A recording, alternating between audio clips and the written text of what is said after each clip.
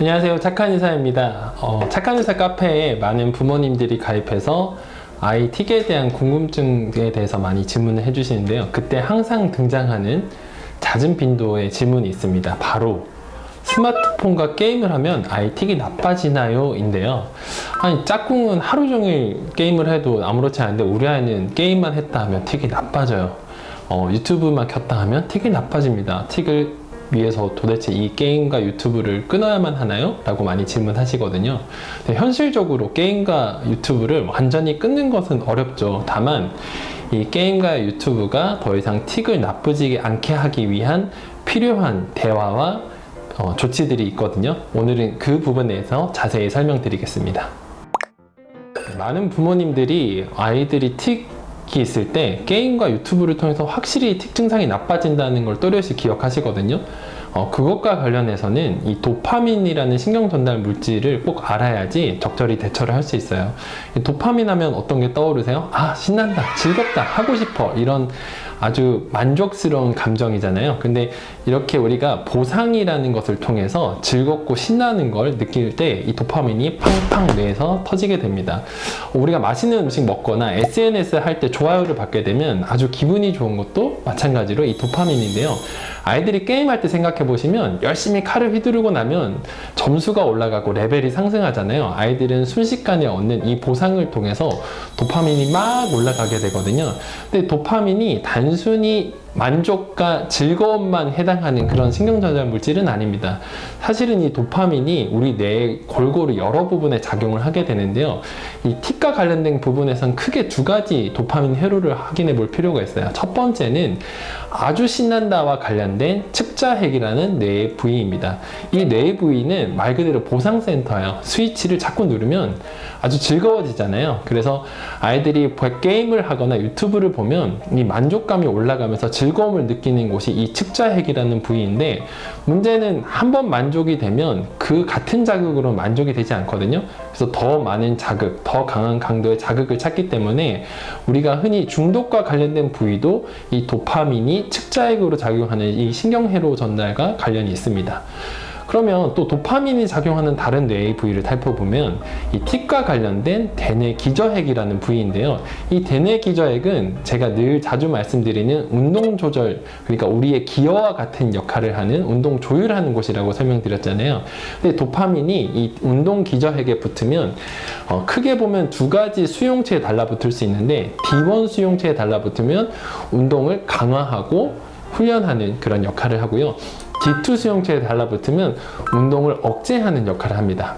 만약 이 D2 수용체가 제 역할을 못하게 되면 운동 억제를 하지 못하면서 틱이 발생하게 되는 거죠. 문제는 이 게임이나 유튜브는 첫 번째 말씀드린 도파민이 측자핵으로 가는 이 회로만 과도하게 활성화하는 일들이 발생하게 됩니다. 이 첫 번째 말씀드린 측자핵과 대뇌 기저핵은 사실 신경회로상 밀접하게 연관이 되어 있어요. 우리 어른도 축구 경기 볼 때 우리나라가 골을 넣으면 막 신나서 팔을 휘두르고 흥분하게 되잖아요. 또 운전을 하다 보면 갑자기 차가 끼어들면 막 욱하는 마음에 몸을 들썩들썩 거리잖아요. 이렇게 감정과 운동은 완전한 분리를 하기가 어려운데요. 게임에서 아주 흥분하게 되었을 때를 떠올려 보면 이제 아주 흥분하면서 아이들 몸도 들썩들썩 하잖아요. 우리 대뇌 기저핵의 D1 수용체가 과도하게 흥분하는 양상을 띠게 됩니다. D1 수용체가 과도하게 흥분하면 운동의 적절한 억제가 점점 더 하기 힘들어지면서 틱이 나빠질 수 있는 일이 생기는 거죠. 그래서 아이들이 특정 게임을 하게 되면 약속이나 한 것처럼 틱이 막 튀어오르는 그 장면을 목격하실 수 있습니다. 그럼 어떻게 해야 될까요? 우리 아이에게 틱을 위해서 게임과 유튜브 모든 활동을 끊어 라고 하긴 정말 쉽지 않을 텐데, 이럴 때는 세 가지를 꼭 지켜주셔야 돼요. 첫 번째는 게임하는 시간입니다. 예를 들어 하루에 30분의 시간을 주겠다라고 하실 때 시간대를 꼭 설정을 해주세요. 그냥 하루 30분이 아니라 5시부터 5시 30분까지 게임할 수 있어 라는 시간대를 꼭 안내해 주세요. 이렇게 되면 아이가 끝날 때 마지막 판이에요, 뭐 10분을 덜 했어요, 이런 불필요한 실랑이가 사라질 수 있고요. 30분이 되었을 때 스스로 게임을 종료하는 조절력도 키울 수 있습니다. 네, 두 번째는 게임에 대한 컨텐츠예요. 만약 이 게임이나 유튜브 컨텐츠가 너무 과도하다면 아까 말씀드린 너무 보상하고 즐겁고 신나는 이 도파민의 흑자액에 대한 과작용이 틱을 나쁘게 만들 수 있는데, 만약 나이에 맞지 않은 잔인한 게임, 뭐 전쟁 게임, 피가 터지는 게임, 이런 것들은 당연히 하지 않는 것이 좋겠죠. 저는 차분히 집을 짓고 뭐 생각의 리듬을 천천히 가져갈 수 있는 마인크래프트나 또 닌텐도와 같은 게임을 추천드리고요. 그리고 유튜브는 방송 심의가 없거든요. 이 방송을 하고 있을 때 쓰고 있는 단어가 너무 과격하거나 또 과도한 설정으로 해서 아이의 공포감이나 흥분을 자극한다면 그 유튜브 컨텐츠는 피해주는 것이 맞습니다. 대표적으로 귀신과 관련된 유튜브나 흉가 체험 유튜브를 보고 틱이 급격히 나빠지는 아이들이 있거든요. 이런 경우는 부모님이 컨텐츠 제한을 반드시 걸어주셔야 되는데, 스마트폰으로 보다 보면 점점 자극적인 컨텐츠로 따라가잖아요. 그래서 스마트 TV에 연결해서 공개된 장소에서 보게 하거나 어머니께서 특정 채널을 지정해 주셔서 아이에게 유익한 채널로 가급적 유튜브 시청을 하도록 만드는 것이 좋습니다. 자, 세 번째는 가장 중요한데요. 어머님께서 이 만드신 약속을 반드시 잘 수행을 해주셔야 돼요. 무슨 말이냐?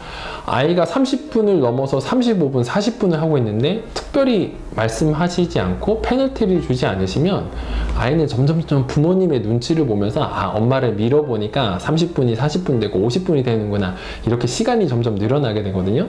그리고 컨텐츠도 처음에는 무난한 것으로 시작했지만 영상이나 게임이 본인 나이에 적절하지 않은 것들을 수행하는 경우들이 굉장히 흔해요. 이렇게 되면 이 컨텐츠의 종류나 시간이 아이를 점점 피곤하게 하고 뇌를 흥분하게 하면서 틱을 나쁘게 만드는 건 당연히 발생할 수 있습니다. 그러면 어머니께서는 엄마가 허용하지 않은 이 컨텐츠를 썼으니 너 내일은 사용 금지야. 5분 이상 지났으니까 내일은 5분 깎는다. 그 하루만 더 지나면 그 다음날은 아예 게임하는 날이 사라질 수 있어. 이런 엄격한 페널티의 기준을 수행하시는 것이 중요해요.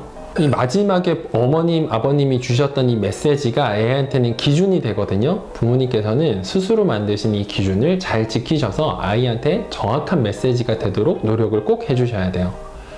네이버 착한 의사 카페에 오셔서 많은 분들이 유튜브 댓글로 달기 어려웠던 고민이나 틱 관리법에 대해서 많은 질문이나 말씀을 남겨주시거든요.